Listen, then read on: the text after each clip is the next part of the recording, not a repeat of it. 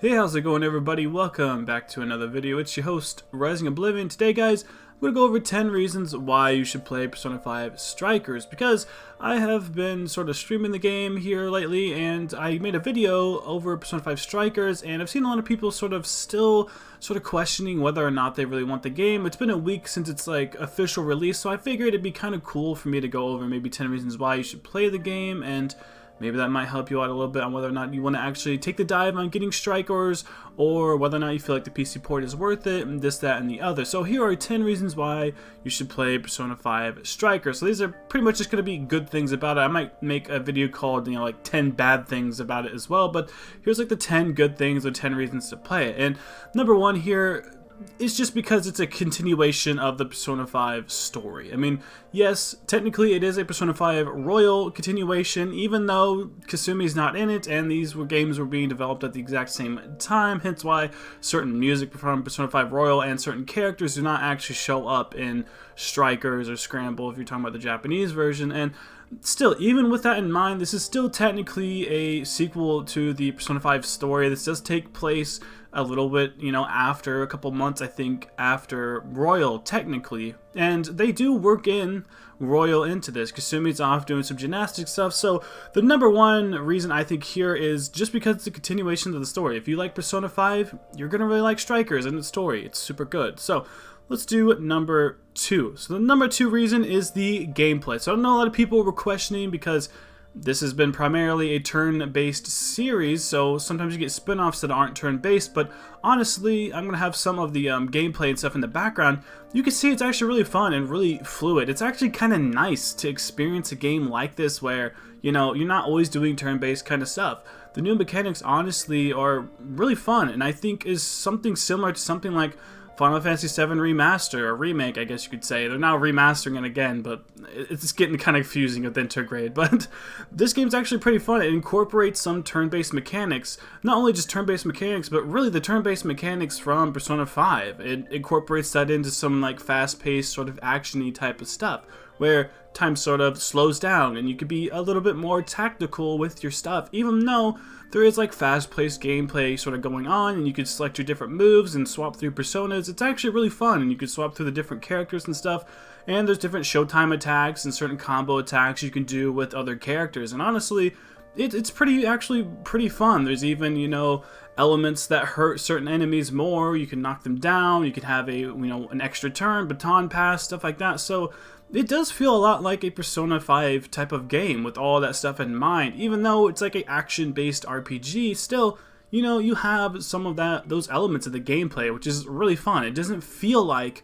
it's made from a different developer. It really just feel like it's directly from Atlus, even though it's still technically a third party who's making the game. The people who make the Warriors games, there's still a lot of elements of Persona 5 in it, so it's still really, really good. And number three, I'm not going to give a whole lot of spoilers here in the video. That's why the gameplay in the background is literally just the start of the game, so I don't have to spoil too much stuff. But the first boss that we go through here is Alice. I'm not going to spoil her or anything, but she's really intriguing, and she really hooks in the story immediately because the gang sort of gets together and they're back at Shibuya again, and they're at Cafe LeBlanc again, and it's really fun, and she's an intriguing boss to sort of have, I don't know, in the very beginning of the game, to have her back again is, really fun to have somebody, really cool to be a boss. It's really intriguing and really a fun, sort of boss to go through, and we never really had our big pop idol type of thing similar to, Rise, but this is our final, our actual, pop idol character that we're sort of bringing down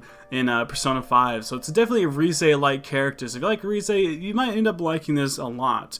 Number four here on the reasons to play is the voice actors. The voice acting is actually done really good, even though they had to do, I think, if not all of the recordings done at home because of the whole pandemic and things going on. They actually had to do a lot of recording at home, and even though they had to do that, it feels like it's really, really good. There's only certain times here or there where it doesn't seem like the voice acting is necessarily bad, but the pitch sometimes is low, or they're not quite as loud as you'd want them to be. You almost want to turn the volume up. The only times I've ever really recognized this is sometimes in the Velvet Room. I don't know why Lavenza's, voice actress, maybe she didn't have the right equipment and stuff like that, but other than that, the voice acting is actually really, really good. They sound good. They sound like the characters you know and love. They're funny. There's a lot of funny bits in this, and I think because it is a spinoff, they're able to do more funny type of stuff and just hang out and have, the group there, but there are also some parts that kind of make you feel sad, and right at the beginning, there's a really good part with Yusuke that actually gets me, like, hooks me in again. I'm like, yes, it's that Persona 5 energy, making me sad, but then at the same time, it's still kind of fun, They do a really good job with the voice acting, and it feels like it too. So honestly, I'm really glad we, have such good voice actors for this. I'm always a person who's not like against subbed or dubbed or whatever, but there's such a good English cast that honestly, waiting a year for Strikers I think was worth it for the English cast. It's just so nice and just so good. But let's move on to point number 5, and that's the free movement stuff. And you actually feel more like a thief with Joker when you're able to actually run around with him. Instead of having it be like you're just running through corridors in a palace, having a more open sort of world type of thing with this game actually feels really nice. You feel more like a thief. You feel more like a phantom thief, being able to run around and go up high on top of buildings and look down and jump on top of enemies and ambush them. And you do that stuff sometimes in, P5 or P5R, but you really feel like you can do a lot of that stuff in Persona 5 Strikers. You feel more like a thief, going around stealing stuff, going to a loot chest, and ambushing enemies from behind, on top, below, You have so many different cool mechanics, like, it doesn't feel super, I guess, linear, which is actually really nice. Having a more open world type of thing is really nice. It's not big open world, it's not like Skyrim or anything like that, or like Breath of the Wild by any means, but it is a little more linear. But there's central, like, sort of hub areas, and you can go off in different directions and do different things in these, bigger areas where you can kind of just go your own way through it. You don't have to necessarily go super linear with the game, which is really nice. It has a lot of freedom, and that free movement honestly makes you feel more like a phantom thief, which I really enjoy. And you can play as any of the characters and run around with them, and you can feel like an actual group. You're not just playing as Joker the entire time. You can swap around characters if you like someone else's persona a little more, which is really fun to actually do. And like I said, you feel like such a thief going around stealing stuff and doing things like that. But yeah, I'm getting a little redundant here. And point 6 on why to play is this is actually has a ton of bonus content in it. You get the soundtrack, the behind the scenes, and the art book. There's a little behind the scenes thing that you can get.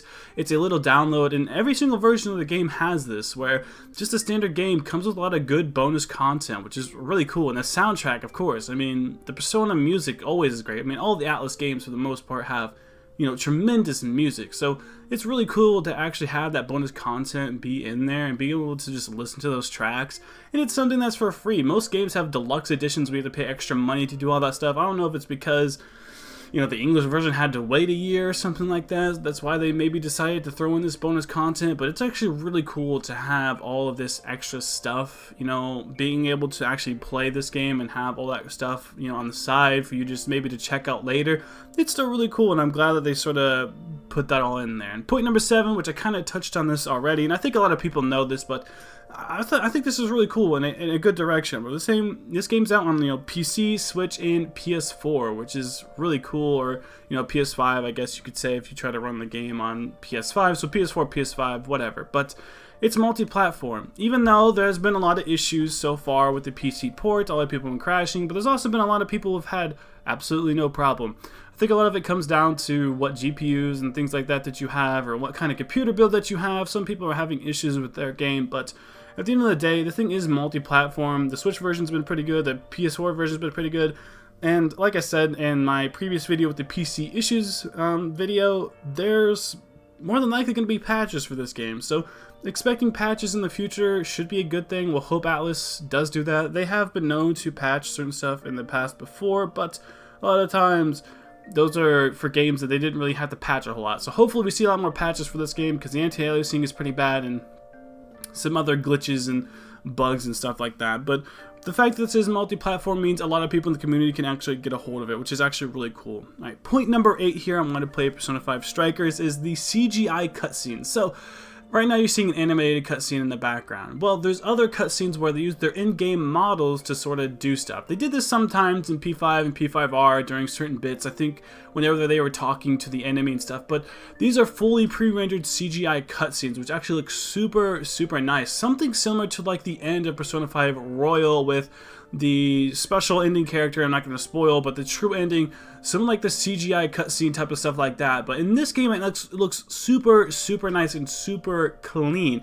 Even though the models in-game kind of look bad, the pre-rendered CGI cutscenes actually look super nice, and supposedly we're going to be seeing more stuff like that in SMT5 and future Atlus games, which I'm super excited about. If you like how the SMT5 trailers looked with the main character walking around and, you know, doing stuff with that big devil thing, we have a lot of cool CGI cutscenes happening like that in the future. So the animated cutscenes are nice, they are there, and I'm glad to have them. You've seen a couple within the background of this video, but the CGI cutscenes also look super nice, and I bet they're a quick little thing that they could do where they don't have to animate an entire, you know, animated cutscene. They could just sort of do a CGI thing with the models, and I'm not 100% opposed to that because it really keeps the immersion in, because you're still looking at the exact same characters, even though the models just look a little bit better.